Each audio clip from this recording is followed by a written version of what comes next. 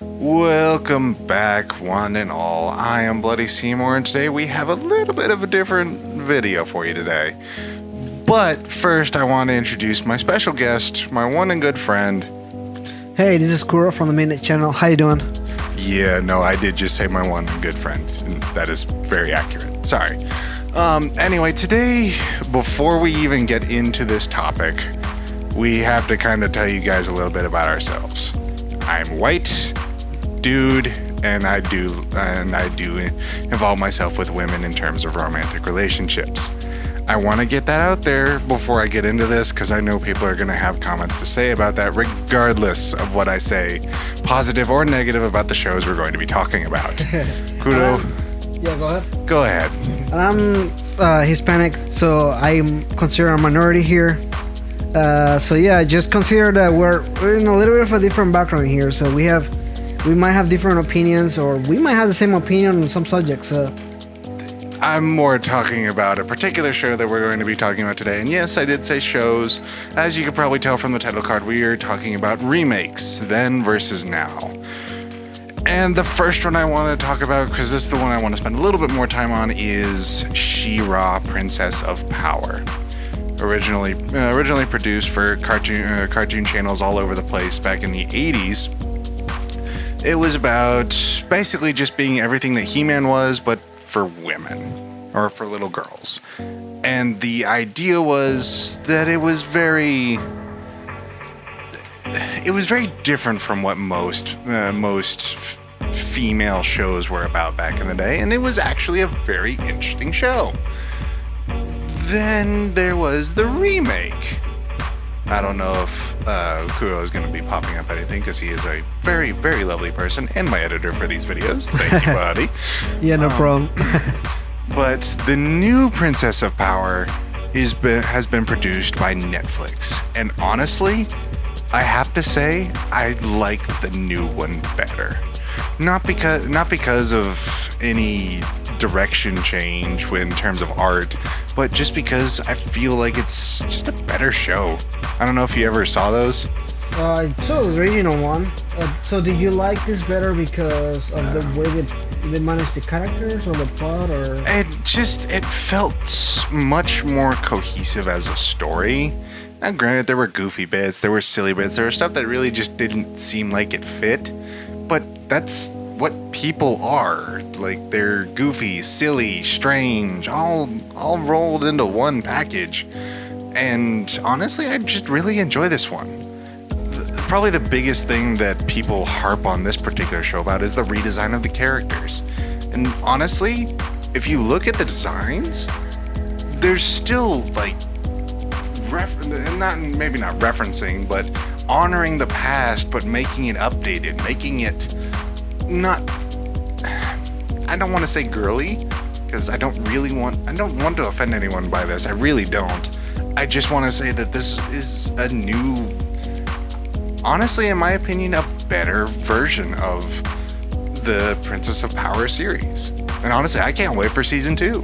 I really can't. I plowed through all 13 episodes like it was nobody's business, and I was really excited. All the princesses are very interesting, complex, and wildly differently designed from the original series. The storylines, while silly at times, was still cohesive and whole, and everyone had a part to play. And the characters are just more interesting in this one.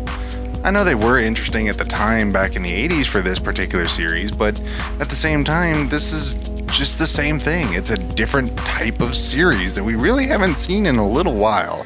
Not since Steven Universe, but that'll be another video entirely. You want to jump in on here, buddy? I feel like I'm rambling a bit. I feel like one of the things that they changed in storytelling in cartoons lately is that I feel like the people that grew up on the 80s, who are now the people that are doing the cartoons these days, know that kids are not stupid. Oh, no. And kids can understand complex stories. Kids can understand emotions, feelings, and I think that's something that on things like He-Man or She-Ra, they didn't approach this as much. Oh no, they definitely approached them. It just wasn't Yes, it was very overt, but it was very, very simple.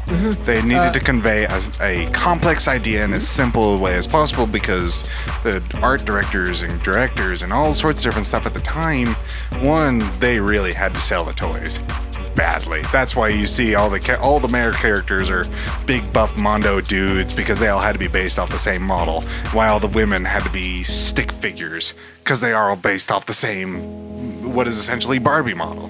But at the same time, now you can get into complex stuff. You can get deeper. You can make it more complex. Yeah, I agree with you. And I feel like one of the cartoons that I feel like really touched this off was the Avatar: The Last Airbender. They did an amazing job as far as developing every single character, and every single character gets a story arc. Every single character gets the bits and pieces. And if you look at a lot of cartoons in the era that we grew up in, the 90s, basically, you start seeing a little bit of this.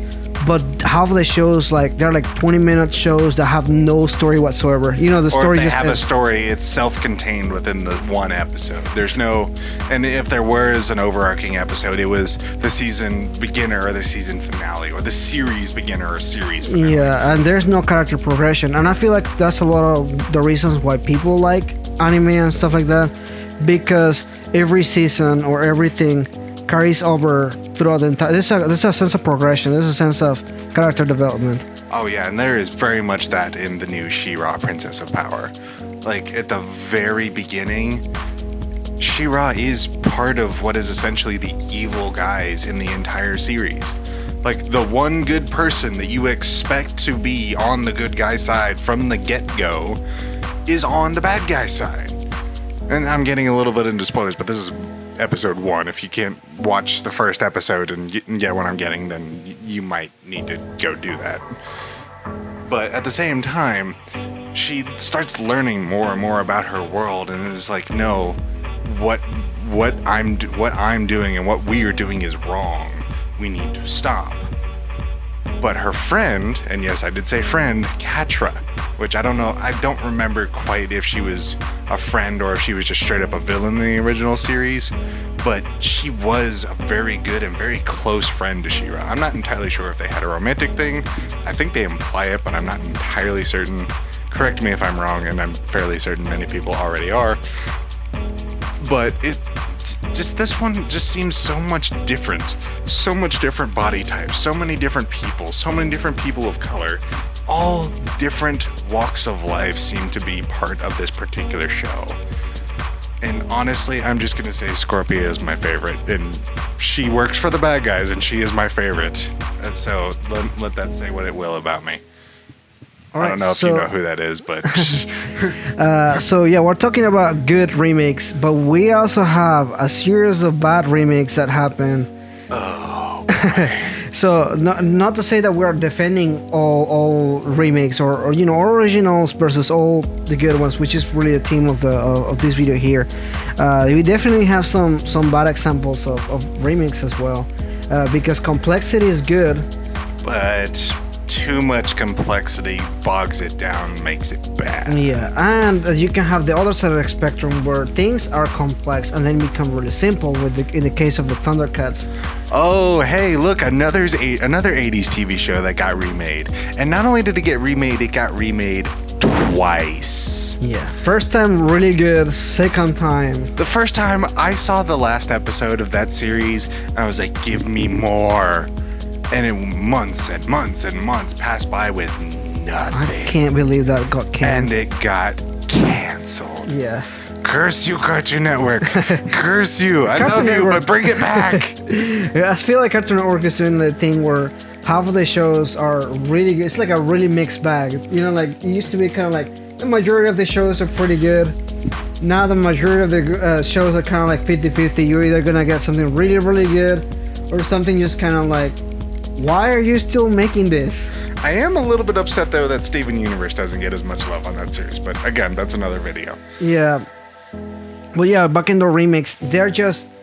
This is we're in an era now where everything is getting a remake. You know, Disney's doing the remakes with live actions. They're doing a live action Lion King. I don't know if anyone knows that, but here's your warning for that. And it's not even live action. The entire thing is CGI, which whatever. It's still animated. Disney, just like the book, what is it? The Jungle Book? Jungle Book. But yeah, that had a live action character in it. it has so. one human being. One, but it was still live action.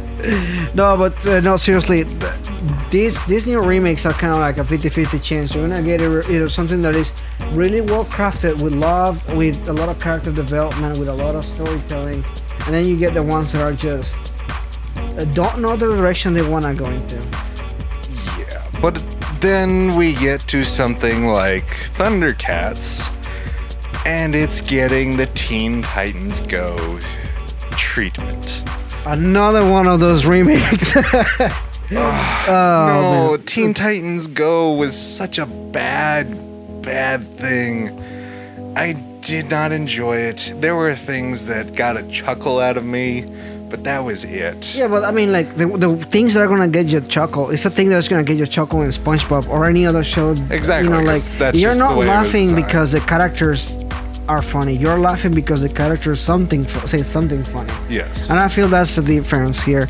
Man, Whereas I have really bad stuff about Whereas the Teen Titans series from the early 2000s was deep, complex. It was one of the first ones to really hit Cartoon Network from that era, where it was complex, it was deep, it had continuous plot lines. It was just a fantastic show. And then they ended it on the weirdest movie possible, yeah. but still had episodes come out. It needed a movie. Every I did have a movie, Trouble in Tokyo. No, I'm saying that's what I'm saying. Like it needed a movie. They do this thing where if a good show is really popular, it's gonna get a movie, and you know it's gonna get a movie. Yeah. You know, even the new Teen Titans getting a movie, or it got a movie. It got a movie, and that one went to theaters. It didn't just play on TV; it went to theaters. Is that out already? I don't know. Oh no, it's out. I disconnected myself from that. Here's the good thing about that movie, though. They had an end credit sequence in it. You want to know what it was? Spoilers here. We might skip that part if you don't want to know about it. Oh no! This is a good thing. You don't want to skip. All right, don't skip this then. They're bringing back the old Teen Titans. I heard about that actually. So yeah. Yeah. All right. Well, this is good. Okay. All right. Okay, though. That's good to hear. I heard about this a long time ago. Maybe it's a rumor or something, but No, it's actually the end credit sequence. I did of hear movie. that Young Justice is also getting another. Yes, season. that one I think is. If it's not out yet, it will be out soon. Because I've been seeing more and more commercials for it.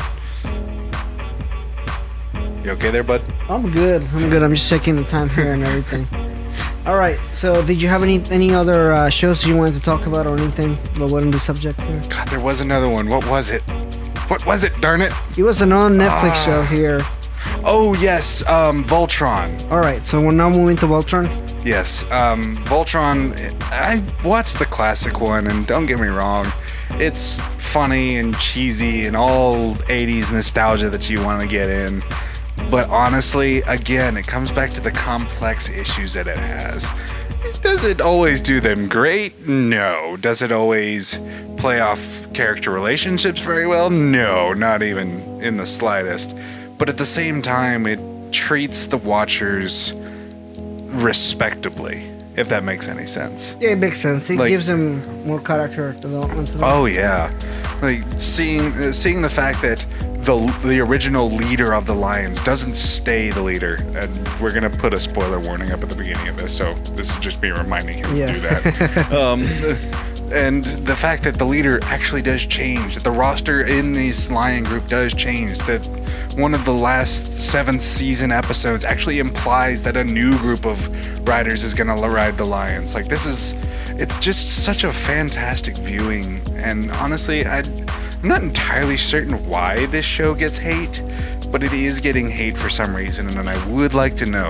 Please comment why if you know down below, but please, we're trying to be respectful here. Yeah, we're just trying to talk about what we like and what we think about things. So if you disagree with this, definitely let us know. We're not like hang up on like, oh, this is the only truth. We really want to hear. This is why it's called discussion, because that's what we talk about. We just want to talk about how you feel and how we feel about these things. And again, this is why we also described what we like, who we are, what we are at the very beginning of this, because we want people to know this is us, this is our background, this is what we're talking about.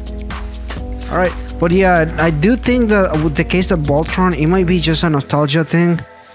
Yeah, people seem to be really nostalgic for these classic shows, and I've been noticing a lot more hate for the remakes of these nostalgic shows. No, definitely. And obviously, I am very partial to that, because let's talk about Teen Titans and Teen Titans Go for a second.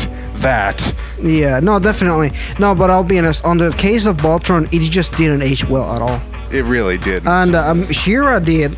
You know, like, there's still things that you can transcribe to like modern days, but as far as Voltron goes, it just didn't age well at all.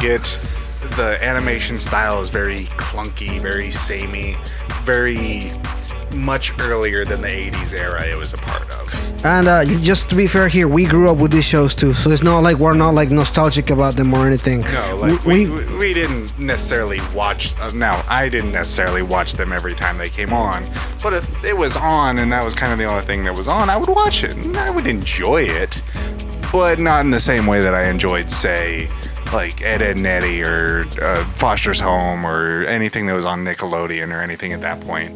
It's just one of those that it was on, I watched it, it was fun, but the new one, at least in my view, is better. Alright, so we think we got our point here across with how we feel about this. Let us know what other remakes you like or dislike. We definitely want to hear more about this. There's remakes going on all the time. And if we get enough people that make suggestions that we can actually comment on, we might even do a second video of this. What do you think? Yeah, sounds good. All right. Well, thanks guys for watching. This has been our ridiculously long video on this discussion, but thanks for watching. Thank you, Kuro, for showing up, and we'll talk to you next time. See you later, everybody. See you.